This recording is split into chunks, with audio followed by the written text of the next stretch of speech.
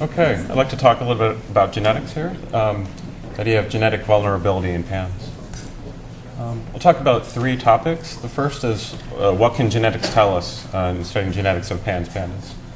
Second, I'd like to go over some brief literature review. There's evidence out there that phenotypes like this can be genetic. I'd like to go over that briefly. Then talk about an encouraging example from inflammatory bowel disease. I know it's a little strange to bring that up, but they've made a lot of progress, and I think that PANDAS can make similar sorts of developments as well, and we can sort of follow their lead, I would say. Then I'll go into an ongoing genetic study. So I'm a recent addition to this network. I just joined last year, and we've just started our genetic work. And I guess the main thing I would say to you is that we're looking for DNA, and I think this is a great opportunity to collaborate and collect samples from families like the one we heard about are fantastic opportunities to help us identify genes responsible. So what can genetics tell us? I think it can answer three important questions. The first is, are PANDAS patients genetically predisposed to an autoimmune reaction? Second, if that's true, what genes are responsible and what can they tell us about the mechanism? What is actually causing these phenotypes? And then third, are there genetic variants that can actually predict response to successful treatment regimens? There are a number of different ways to treat, but thus far it doesn't sound like the clinicians have any pre-existing evidence that would help them determine which treatment is best.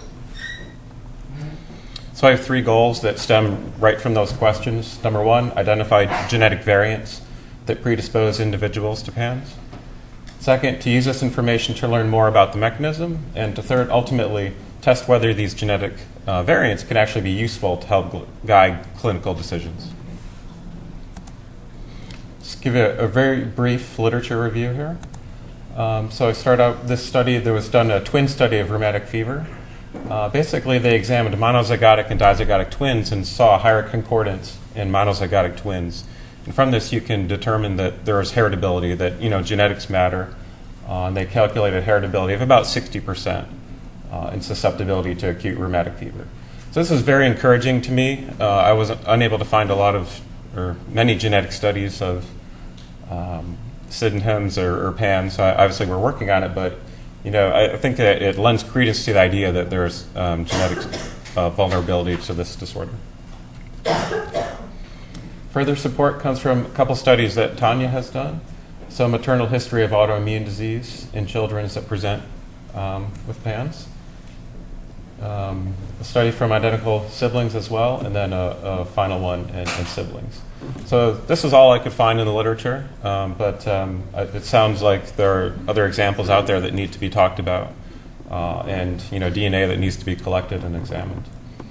And also that PANDAS subjects have a greater personal and family history of autoimmune disease, including rheumatic fever. It's seems like a telltale sign to me that there's something going on.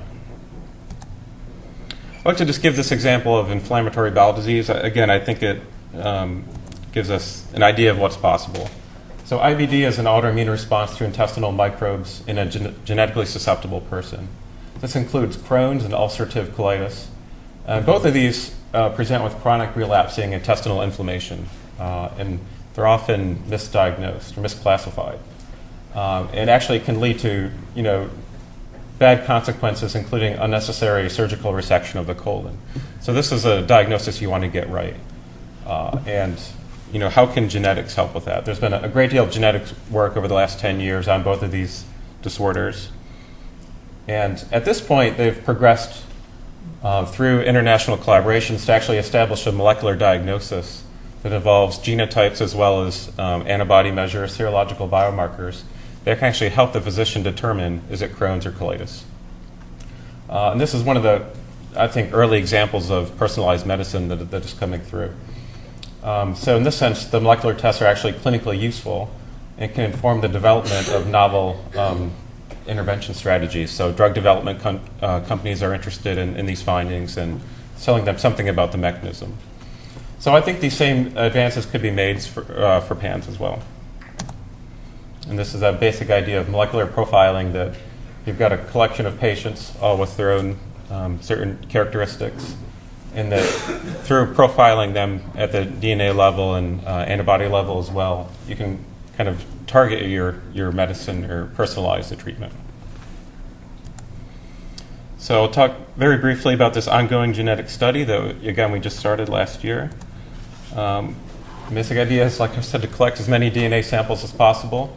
We'll take all comers. This includes sporadic cases, as well as these very powerful examples where you have extended pedigrees that can kind of improve the power to identify genes responsible. We have three basic approaches that we're starting with. One is taking a look at a very high-quality candidate locus. The HLA locus has been implicated in many autoimmune diseases, and we have encouraging data thus far for HLA-B. We've studied about 80 patients so far and see an increase of one particular HLA-B type in PANDAS versus controls.